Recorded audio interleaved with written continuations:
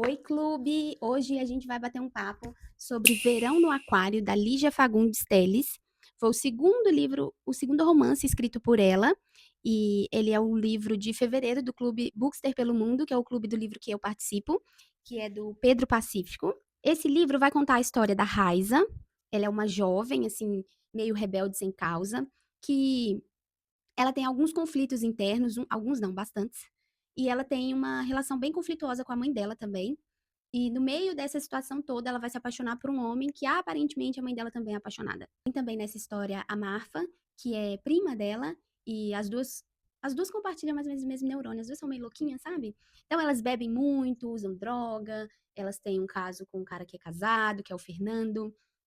E, bom, até então, até no começo do livro, ela meio que se diverte com isso, mas ao mesmo tempo ela começa ali a conflitar nos pensamentos dela, ela não se sente 100% feliz, ela lembra muito do pai dela também, inclusive a primeira página do livro é ela sonhando com o pai dela, e ela traz isso de volta. O livro tem muito fluxo de consciência, então ele não é linear, ao mesmo tempo que ela tá aqui dialogando com a gente, a Raiza é a narradora principal, ela já tá sonhando, ela tá pensando alguma coisa e não conclui o pensamento, volta pra fala. Então é um livro confuso. Eu, particularmente, Priscila, não gosto desse fluxo de consciência. Inclusive, me lembrou A Hora da Estrela, de Clarice Lispector, que tem muito isso também, um vai e volta de informação, e eu prefiro quando as coisas são mais claras. Raiza, num dado momento, ela vai começar a refletir a vida dela e ela vai largar tudo isso. Ela vai parar de usar droga, ela vai parar de ficar com esses caras casados, ela vai começar a rezar, quer voltar pra igreja. Muito disso por influência também do André, que é esse personagem que tem aqui no meio do livro.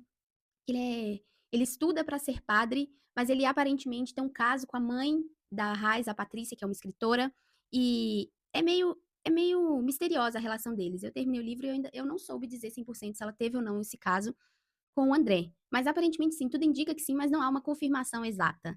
E isso mexe muito com a Raiza, porque ela tem essa dúvida muito inquieta nela, e ela não consegue ter essa certeza, e ela fica questionando, ela fica fazendo rodeios ali com a mãe dela, ela tem uma relação bem difícil com a mãe, e falta, claramente falta uma comunicação entre elas. E eu me questiono se a Raiza realmente se apaixona pelo André, ou se ela usa o André como uma forma de chegar até a mãe dela inconsciente ali de provocar, de fazer um comentáriozinho maldoso, alguma coisa aqui, alguma coisa ali, porque ela não tem muito contato com a mãe dela. A mãe dela é escritora e fica o dia inteiro trancada dentro do escritório escrevendo livro. E o André vai lá algumas vezes e só. E, enfim, é uma história que eu, particularmente, Priscila, eu não gostei, eu não entendi. Eu achei o livro muito confuso, achei o livro vazio, vago demais. Os personagens também são todos vazios. Eu sentia que os outros personagens que estavam ali, eles não agregavam em nada. Eu tentava estudar eles, eu falava, beleza, esse personagem tá aqui para quê? Ele é relevante para o quê? E eu não tinha resposta, sabe?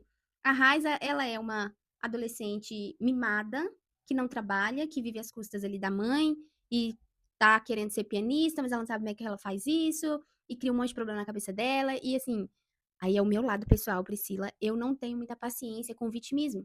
E ela é muito vitimista. Então eu ficava o tempo inteiro lendo e pensando, gente, se essa menina pegasse e fizesse uma boa faxina na casa dela, metade dos problemas dela se resolveriam, porque ela é à toa demais. É isso sim. Fico o livro inteiro querendo saber se a mãe dela tem ou não um caso com o André, e ela não pergunta isso diretamente pra mãe dela. E a mãe dela, que pra mim também é uma péssima mãe, porque ela não conversa com a filha, ela não busca ter proximidade com a filha faz esses rodeios e a mãe fica devolvendo perguntas. Que ela fala assim: "Ah, eu quis tanto saber e não soube".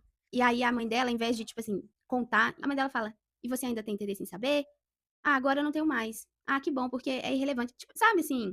A mãe dela também não responde a pergunta. E a mãe dela passa mais tempo com esse André do que com a própria filha. Então, pra mim é um livro, gente, não deu, não me pegou em nada, sabe o que é nada?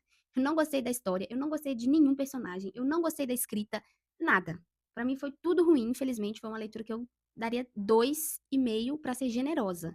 O que eu achei de bom no livro é que a Lígia, ela escreve de uma maneira mais densa, então eu acredito que ela force a gente a pensar um pouco mais na leitura, e eu gosto disso.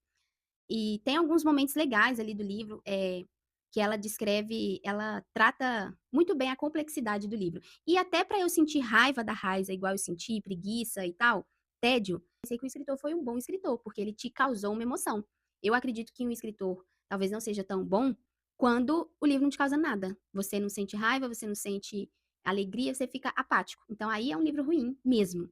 Mas aqui eu reconheço que a Lígia escreve bem, apesar de eu não gostar do fluxo de consciência, esse vai e volta de pensamento, gosto das coisas mais claras. Mas é isso, gente, eu não vou indicar porque eu realmente não gostei da leitura, mas me compartilhe aqui o seu ponto de vista, porque às vezes você pode ter um comentário que me ponto despercebido aqui, que possa fazer eu mudar de ideia sobre o livro. E é isso, um beijo.